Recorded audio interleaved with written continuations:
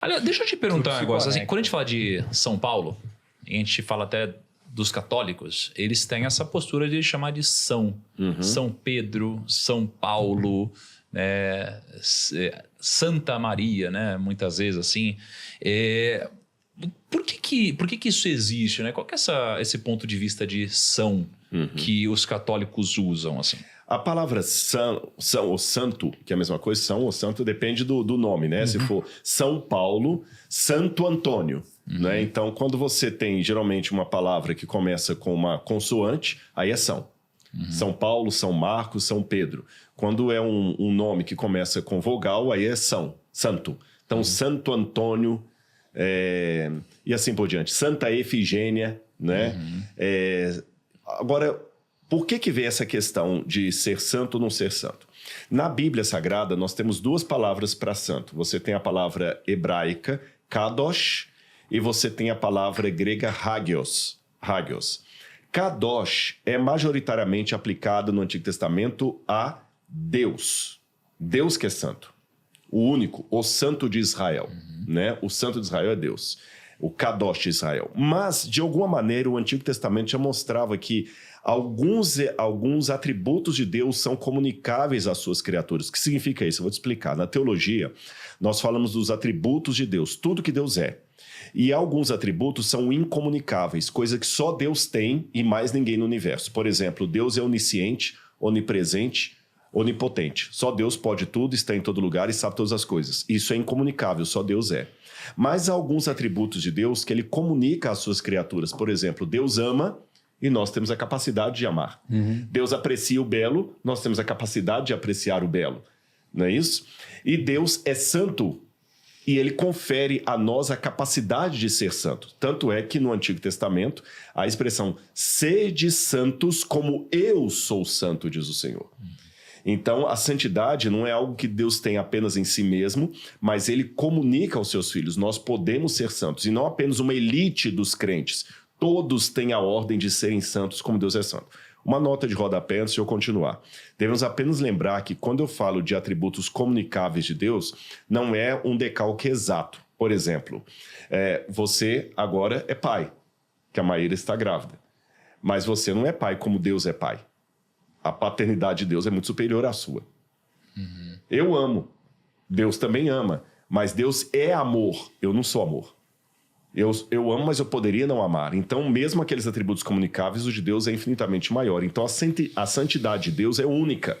Mas ele nos dá o privilégio de sermos santos. Na época do Novo Testamento, isso foi incorporado ao cristianismo graças a Paulo, que ele sempre se dirige aos irmãos da igreja assim, aos santos da igreja aos santos que congregam na casa de... Então, santos eram um perfil para toda a comunidade de fé, seja do Antigo Testamento ou do Novo. Em síntese, o que significa a palavra santos? Hagios em grego ou kadosh, separado. Então, santo é aquele que foi separado para uma finalidade santa. Ele é um santo. Agora, ao longo da história do cristianismo, a Igreja Católica teve uma interpretação um tanto distinta. Ela começou agora a determinar quem seriam, dentre os cristãos, aqueles que receberiam títulos especiais por sua vida piedosa. Ele podia ser um beato, ele podia ser beatificado, ele podia ser canonizado, tá certo? Então aí você fala São Paulo porque ele foi canonizado santo. E aí tem todo um critério que a pessoa tem que fazer um milagre, o milagre tem que ser comprovado, e o Papa tem que sancionar, etc. Agora, essa é a visão católica. Quando houve o protestante, não só católica, a bem da verdade, a Igreja Ortodoxa também tem os seus santos, a Igreja do Oriente, mas do século XII, mas no século XVI, quando vem a Reforma Protestante, eles abandonam essa ideia católica de apenas serem alguns santos, tá certo? E abandonam. Por isso que os luteranos, presbiterianos, metodistas, anglicanos, batistas não têm São Fulano, São Beltrano, porque eles entendem que a única intercessão entre nós e Deus é Jesus. A Igreja Católica pensa que não, que nós podemos ter Jesus e os santos que também intercedem perante Deus. Essa é a posição católica e de algumas igrejas do Oriente e das igrejas de matriz protestante. Uma vez um amigo meu deu um argumento interessante sobre isso. Ele falou o seguinte, sobre pedir para outros santos intercederem por você, né? Ou seja, eles pedirem algo para Jesus ao invés de você mesmo pedir. E aí ele falou o seguinte: ué, mas qual o problema? Você não pede oração às vezes para um pastor ou para alguém, né?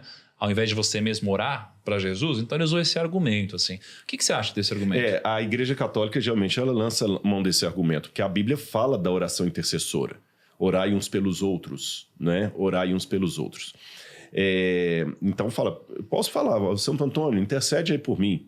Só que a interpretação protestante disso é um pouco distinta. Quando a Bíblia fala orai uns pelos outros, está falando de uma situação de vida. Tanto é que a orientação bíblica é orai uns pelos outros. Então eu vou orar lá na minha casa para que vocês sejam felizes, para que o Lucão seja feliz. Eu vou orar sim na minha casa. Mas você também vai estar precisando. Mas você também vai orar por mim. Então é uma troca de orações. E por que Deus coloca essa troca de orações? Para que ninguém ache que ele é um crente exclusivo. A relação não é só eu e Deus. Sou eu, Deus e toda a comunidade de fé. Então, quando eu tiro o tempo da minha oração para orar pelo João que está doente, pela Maria, eu estou me compadecendo do problema do outro. Eu estou me interessando pelo problema do outro. Eu estou me interessando pela pessoa do outro. Não interessando para fazer fofoca, para me simpatizar com ele. Além disso, eu também estou vendo que eu não sou o único sofredor.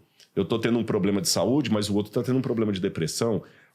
Depressão também é saúde. O outro está tendo um problema de perda de emprego, alguma coisa assim. Eu estou vendo que o meu problema não é o único. E eu estou sendo mais empático.